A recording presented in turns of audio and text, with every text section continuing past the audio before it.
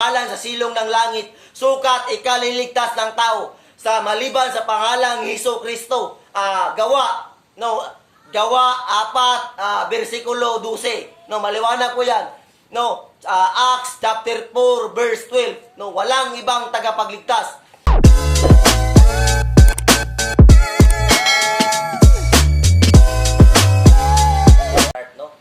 Mag-ampo sa ta. Lord, maraming salamat po ngayon sa linggong ito na taos-puso ko kaming na dito ngayon sa church. Panginoon, nakikita mo po ang aming mga puso. Lord, ikaw lang aming tinataas, Panginoon. Wala nang iba. At sa aking pagtuturo ngayon, Panginoon, ikaw po ang magmimentor. Yang iyong salita lang po lamang ang masunod, Panginoon. Wala po akong magagawa, Panginoon. Dahil ang lahat po ng wisdom, knowledge, at ang kagalingan sa pagtuturo, Panginoon, ay nanggaling po sa inyo. Ito lahat aking pinapasalamatan sa pangalan ng Panginoong Kristo Jesus. In Jesus' name, Amen and Amen.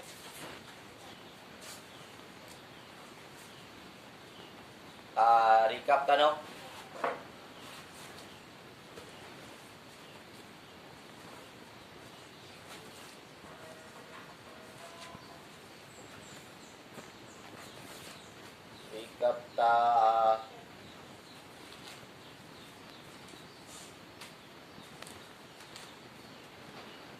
We discussed all about the 3 important truths of the Great White Throne Judgment. Number 1, first, the Great White Throne is exclusive for the unbelievers. Number 2, the Great White Throne will be judged the unbelievers only. 3, the 3 important truths. The unbeliever will go thrown into the lake of fire. Number 3 ay pinaka-importante yun. Unbeliever, mapupunta sila sa impyerno. Pag hindi sila pumasa sa kanilang mga gawa, pupunta talaga sila sa impyerno. Na-recap na natin yun, number 1, the Great White Throne ay exclusive lang po sa mga unbelievers. Mayroon pong verse, napatunayan na po natin yan, natakil na natin yan noong linggo, Romans 8:1, John 5:24, basahin nyo na lang po, Di ko na po i-explain yan dahil nung last Sunday, na-explain ko na po yan. Tsaka number 2, ating tatalakayin ngayon, number 2, unbeliever will be judged in the Great White Throne Judgment. Meron pong verse, Revelation chapter 20 verse 12. And I saw the dead, small and great, standing before God, and books were opened, and another book was opened, which is the book of life. And the dead were judged according to their works by the things which were written in the books. Ang sinasabi ng passage ito, ang sinasabi ng talata, binuksan ng mga aklat, by meaning plural, at binuksan din ng isang aklat. Ang ibig sabihin yun ay ang book of life. Bakit sila uhusgahan? Nakasabi dito, the dead were judged according to their works. Ang ibig sabihin, uhusgahan sila ng Panginoon base sa kanilang gawa. Kapag hindi pumasa ang iyong gawa sa pamantayan ng Panginoong Diyos, surely you are go to hell. Bakit hindi matanggap ng mga born-again Christian today na hindi nila kailangan si Kristo, kailangan pa nilang gumawa para maligtas, Meron kasing nagtuturo, lalo na mga mixture. Tanggapin mo si Christ, tapos kailangan mo, merong dagdag, Tanggapin mo si Christ plus baptism. Tanggapin mo si Christ plus church and ministry. Tanggapin mo si Christ plus baptism, marami pang iba, At meron sila mga statement na mawawala daw ang kaligtasan. Delikado po yun. Again, ang kaligtasan po ay hindi nawawala. Maliwanag po yan sa Ephesians chapter 2 verse 8 to 9. Ang salvation ay regalo lang. Pag nasa iyo na, sayo na. Patuloy po tayo. Revelation 20 verse 13. The sea gave up the dead who were in it, and death and Hades delivered up the dead who were in them, and they were judged each one according to his works. maliwanag sa sinasabi ng Revelation, huhusgahan ang mga unbeliever sa kanilang mga gawa, no? Tutumbukin ko na kayo, no? Hindi talaga tayo papasa, no? Kapag ang ating gawa, yun ang ating batayan sa ating pamatayan na tayo ay maligtas, hindi talaga papasa yun. Bakit? Because of the doctrine, because of the poison of the doctrine tree, no? Dahil sa kasalanan ni Adan na namanan natin, no? Kahit anong mabubuting gawa, kahit anong gawa natin, ang pinaka-perfect na nating gawa ay basahan pa rin yan sa mata ng Diyos, no? Yan pa rin ay basahan pa rin sa mata ng Diyos dahil isa lang ang nakapasa sa standard ng Panginoon. Walang iba kundi ang ating Panginoong Hesukristo, no? Kapag ikaw tumanggap na sa Panginoong Hesukristo at naniwala sa kanyang tinapos na gawa sa krus ng Kalbaryo, ikaw ay ligtas na at ikaw ay ligtas magpakailan-kailan pa man, no? Wala na pong bawian yan. Kapag ikaw ay ligtas na, ligtas ka na. No matter what happened, you are saved forever, no? Huwag po tayo matakot, kapatid, no? Huwag po tayong maniwala sa mga mixture pastor, sa mga perverted ang kanilang gospel, no? Yung nawawala ang kaligtasan at saka walang kaligtasan, delikado po yan. Dahil pagdating ng second coming, pagdating ng Panginoong Hesukristo, meron po silang kalalagyan, no? Kapag hindi ka sumunod sa magandang balita, you are go to hell, no? You are surely go to hell, no? Delikado po yan. Because salvation by grace alone, no? Meron pong verse. Because salvation by grace alone, no? Meron pong verse. Ephesians chapter 2, verse 8 to 9, NIV. For it is by grace you have been saved. No, ano daw sabi? For it is by grace, hindi naman sinabing by works, no.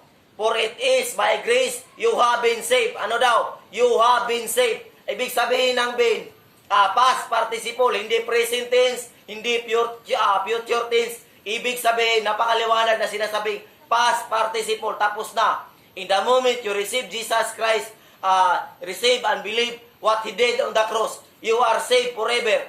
By who? Through faith. Paano daw? Through faith. And this is not from yourself. No, hindi daw sa ating mga sarili. Why? It is the gift of God. No? Sa anong dahilan daw? It is the gift of God. Dahil ito sa regalo ng Diyos. Ang kaligtasan ay regalo ng Diyos. Second line, not by works. Ano daw? Hindi sa ating mga gawa. Not by works. Patuloy po tayo. So that no one can boast. Ano daw sinabi? So that no one can boast. No. Wala po tayong maipagmalaki. No. Ang taong tumanggap kay Kristo at naniwala sa kanyang tinapos na gawa, no, wala po siyang maipagmalaki. No, even ang kanyang mga perfect na gawa. Dahil hindi sa pamamagitan ng kanyang mabubuting gawa naligtas niya. Dahil sa pamamagitan ng biyaya ng Diyos. No, tayo ay naligtas dahil sa pamamagitan ng biyaya ng Diyos.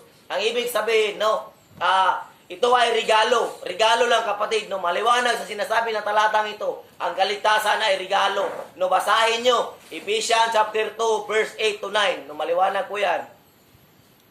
Patuloy po tayo. Dahil po meron kasing nagtuturo, no, there are many Christian mixture today na they have a power statement na ang kaligtasan daw, pagtapos mong tinanggap ang Panginoong Hesukristo, kailangan mong i-maintain yung salvation.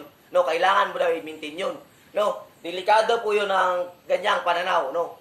Dahil pagkatapos mong tumanggap sa ating Panginoong Hesukristo at ikaw ay naniwala sa kanyang tinapos na gawa, wala ka na pong i-maintain, no. Dahil hindi ikaw ang nag-perform sa kaligtasan. Ang nag-perform ay ang Panginoong Hesukristo. At ang performance sa Panginoong Hesukristo ay perfect yun. Perfect yun sa harapan ng Ama. No? Kapag ikaw ay naka-Kristo na, perfect din. No? Perfect din ang performance, no?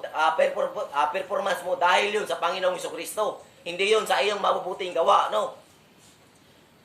Meron bang verse na hindi pwede pagsamahin ang grace at saka works, no? Hindi po natin pwede pagsamahin ang by grace alone plus ang ating mga gawa. No, delikado po 'yan. Dahil ang sinabi ni Apostol Pablo, kapag ikaw ay under grace, grace lang. Pag ikaw ay under Christian na works lang. Hindi pwede at the same time dalawa ang ipagsasama mo. Hindi pwede. Meron pong verse.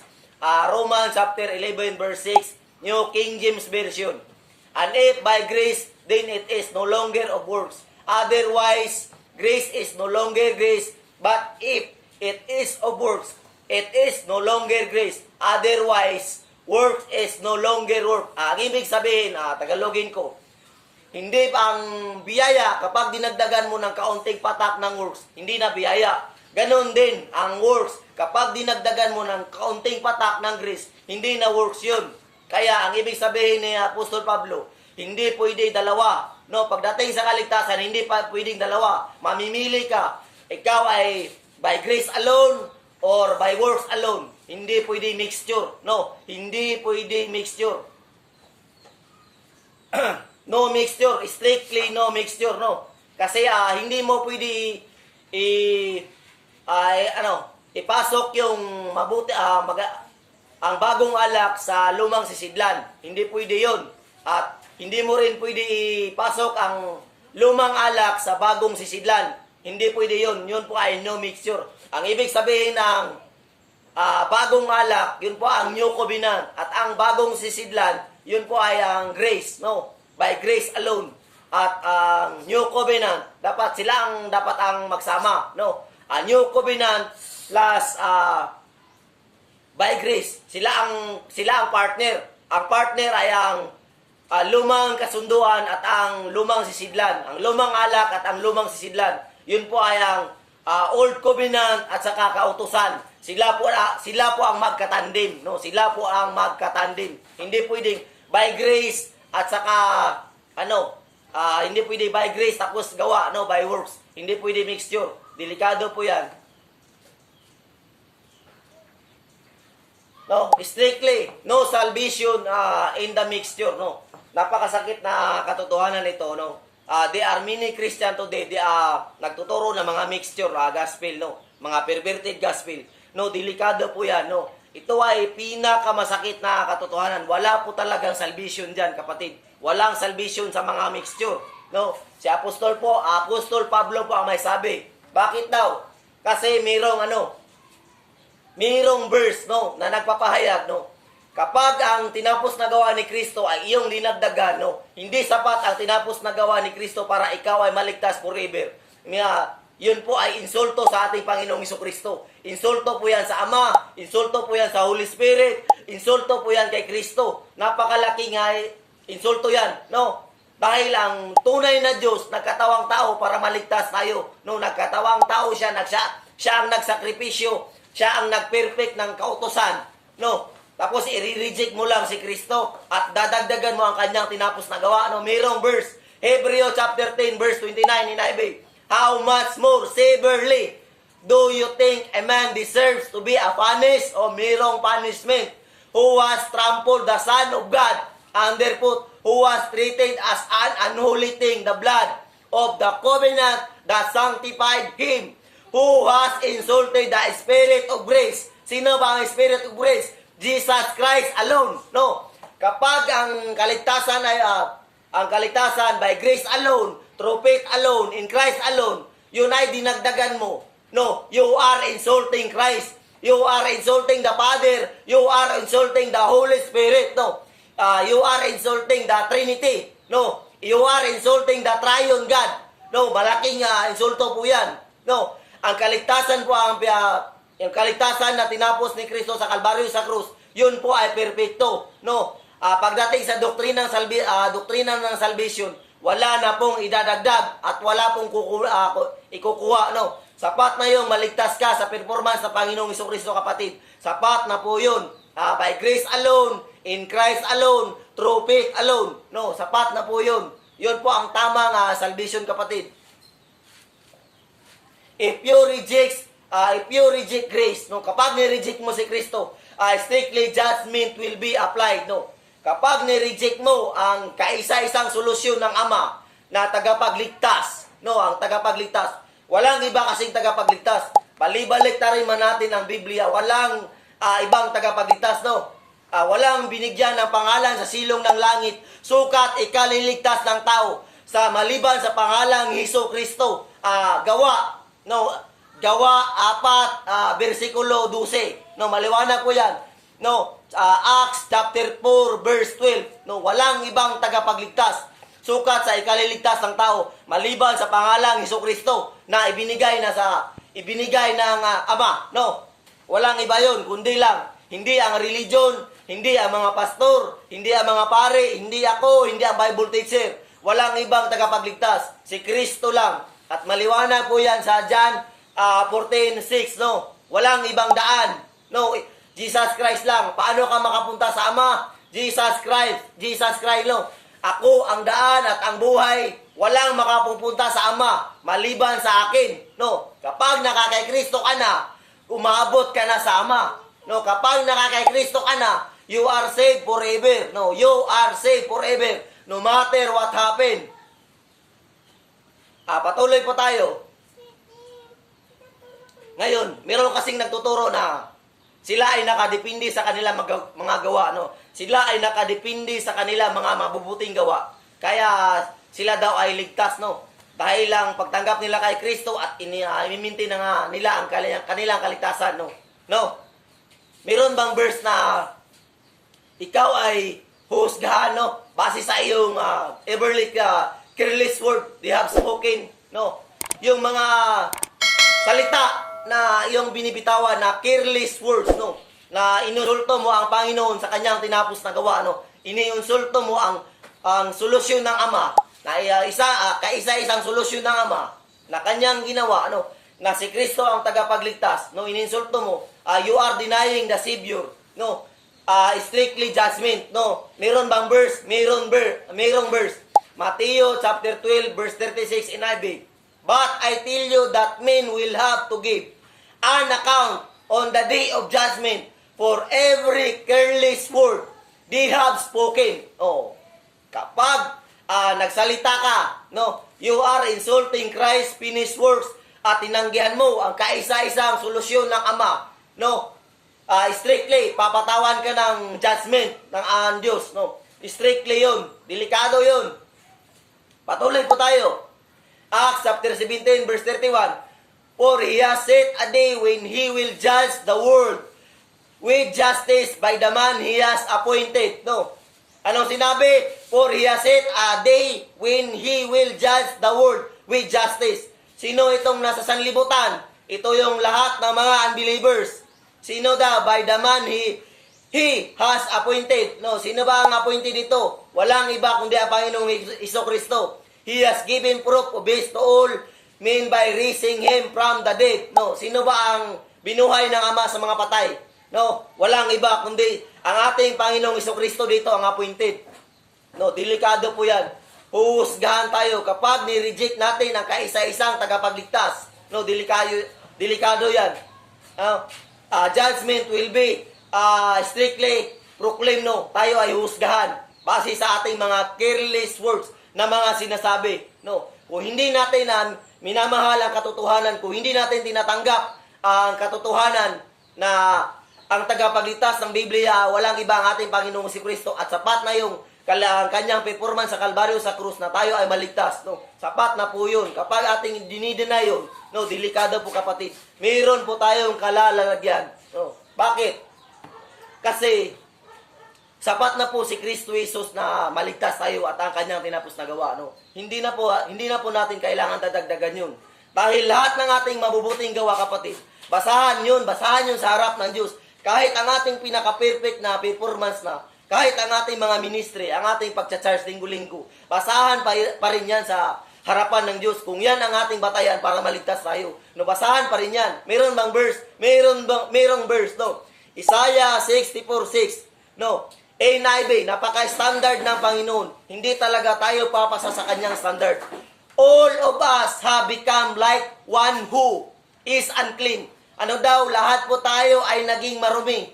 And all our righteous acts, ang lahat ng ating mga mabubuting gawa, are like filthy rags. Ano daw? Lahat ng ating mga mabubuting gawa ay katulad lang ng maruming basahan. No, katulad lang ng maruming basahan. Bakit? Bakit daw? Anong dahilan? Because of the doctrine of the poison tree, no. Ang turo kasi ng religion, you are a sinner when you commit sin, no. Pero ang turo ng Biblia, you are already a sinner long before you commit your first sin, no. Ikaw ay nakagawa ng kasalanan dahil ikaw ay makasalanan na. Psalms 51 verse 5, no. ako ay makasalanan na buhat ng ako iluwal ng aking ina. No, ako ay makasalanan na bago pa lumabas sa sanlibutan. No, bago pa tayo lumabas sa sanlibutan, tayo ay makasalanan na. Bakit? Dahil yun sa ginawa ni Adan. Dahil ang kasalanan ni Adan nakadikit sa ating mahibla ng ating pagkatao. No. Kaya natural talaga sa taong magkasala. No. Pero hindi ako naniniwala lahat ng tumanggap sa ating Panginoong Jesucristo, hindi talaga yan mamumuhay sa kasalanan. Magkaiba po yung nakagawa ka ng kasalanan sa namumuhay sa kasalanan. Magkaiba po yun. Patuloy po tayo, no? Kasi bakit hindi nagkasala ang ating Panginoong Jesucristo? No, hanggang siyang mamatay. Bakit hindi siya nagkasala? No, anong explanation ng Biblia, no? Bakit daw hindi nagkasala si Kristo hanggang sa kanyang kamatayan, no? Simple lang, kapatid, no? Ang logic, simple lang. Hindi ginamit ng Ama ang similya ni Mary at ang similya ni Jose. Binaypas ng Diyos yun, ang kanilang similya. Bakit? Dahil ang similya ni Mary at ang similya ni Jose, mayroon po yung bahid ng kasalanan dahil sa ginawa ni Adan. No, hindi pwede yun. Dahil pag yun ang ginawa ng Ama, no, ginawa niyang kay Kristo. Si Kristo ay, kahit anong pinaka-perfect na gawa ni Kristo, siya pa rin ay makasalanan dahil siya ay may mansa. No, kaya ang ginawa ng Diyos, binaypas niya ang similya ni Jose at ni Maria. Ang ginawa niya, no, ipinunla ang si Kristo sa pamagitan ng Holy Spirit, no. Pinanganak ang ating Panginoong Jesucristo sa pamagitan ng banal na Espiritu, no. Perfect, walang kasalanan. No, ang ginamit lang ng Panginoon, ang ubari lang, ang bahay bata lang ni Mary. Yun lang ang ginamit. Ito, bakit ang ating mga perfect na gawa ay basahan pa rin sa harap ng Diyos? Anong dahilan yun? Anong dahilan? Dahil yun sa ginawa ni Adan, no? Dahil yun sa ginawa ni Adan. Dahil si Adan ay masamang puno. Lahat ng galing kay Adan, kaya tayo, masamang puno din tayo. Kaya ang ating pinaka-perfect na gawa na, ang bunga niyan, masama pa rin, masama. No? Sino ang mabuting puno rito? Si Kristo. Si Kristo, ang bunga ni Kristo ay mabuti pa rin. No? Kapag nakakay Kristo ka na, no, lahat ng ibubunga mo ay mabuti yan. Dahil yun kay Kristo. Dahil yun sa ginawa ni Kristo na iyong pinapananampalatayaan. Hindi yun sa mga perfect na gawa mo. Dahil na mayroon ka mga mabubuting gawa, dahil yun sa performance ni Kristo na iyong pinapaniwalaan. No? Dahil yun, ikaw ay nakakuni kay Kristo. No? Kapag ni-reject mo si Kristo at hindi mo tinanggap ang kanyang biyaya, no? Lahat ng iyong ibubunga, kapatid, no? Ano pa rin yan? Masama. No? Dahil nanggaling tayo kay Adan.